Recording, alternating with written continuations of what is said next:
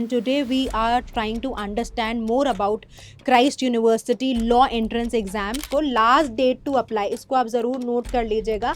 तो अगर आप CBSE या किसी ICSE PUC कर्नाटका बोर्ड से हैं तो आपको कुछ online centre based test objective type questions आते हैं. यहाँ पे इंग्लिश है, right, reasoning, GK, current affairs, data analysis and interpretation. Hi my dear students, I hope you guys are doing well. So we are in this series when we are trying to explore about other law entrance tests, and today we are trying to understand more about Christ University Law Entrance Exam, right? तो अब हम बात करते हैं इस particular test की सारी details की.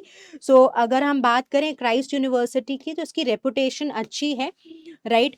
इसके पहले ही एप्लीकेशन फॉर्म्स रिलीज हो गए थे ऑन अक्टूबर 28 2024, यानी कि काफी समय हो गया है फॉर्म्स रिलीज होने को. लास्ट डेट टू अप्लाई इसको आप जरूर नोट कर लीजिएगा अगर आप क्राइस्ट यूनिवर्सिटी को टारगेट कर रहे हैं. तो जो last date to apply is 29 April 2025. Exam is expected to happen in July 2025, right. तो अगर आप 12th में बोर्ड्स दे रहे हैं और आपको अभी स्ट्रेस है कि अभी बोर्ड्स के साथ एग्जाम देना थोड़ा मुश्किल रहेगा, so this is happening after good time.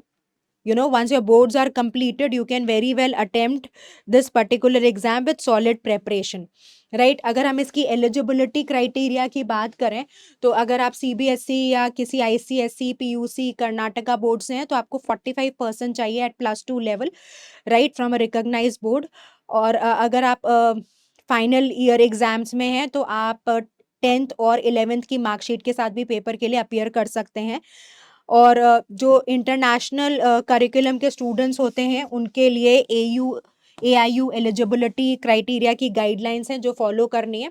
और अगर आप IB करिकुलम से हैं, so these are the criteria that you need to satisfy, right? So they should have 3 higher level and 3 standard level subjects with 24 credits. So this would be the eligibility criteria, which is not very difficult, right? तो आप आसानी से इस paper के लिए appear कर सकते हैं. अब अगर पेपर पैटर्न को समझने की कोशिश करें तो पेपर एग्जाम मोड में होता है. It's an online centre based test. Objective type questions आते हैं. इंग्लिश में आपका पेपर है. एग्जाम ड्यूरेशन 90 मिनट रहती है. आपको 120 क्वेश्चन कवर करने होते हैं. The marking scheme is +1, and if you are doing the question wrong, you lose 1/4 of the total marks, and the maximum marks are 120. So 120 questions, 120 marks, right? Now, if you go section wise, so these are the sections that are tested. तो यहाँ पे English है, right, reasoning, GK, current affairs, data analysis and interpretation. तो उसके बहुत सारे sections very similar to CLAT and AILET हैं. तो अगर आपने वहाँ पर सॉलिड प्रिपरेशन की है इन सब्जेक्ट्स की तो सिमिलर तरीके से ही क्वेश्चंस पूछे जाते हैं. अब आपके लिए इम्पॉर्टेंट है कि आप स्ट्रांगली अपने जो chief components of the subject है उन पे मेहनत कर लें. वहाँ पे एक स्ट्रॉन्ग बेस तैयार कर लें, रिवाइज कर लें, आइडेंटिफाई कर लें कौन सा ऐसा एरिया है जहाँ पे आप कमज़ोर रह रहे हैं, ताकि वहाँ पर और ज़्यादा एफर्ट दे के आप एग्जाम में अच्छा परफॉर्म कर सकें, right. So once you are done with the written entrance test, then the next is micro presentation. तो आपको एक माइक्रो प्रेजेंटेशन देनी होती है.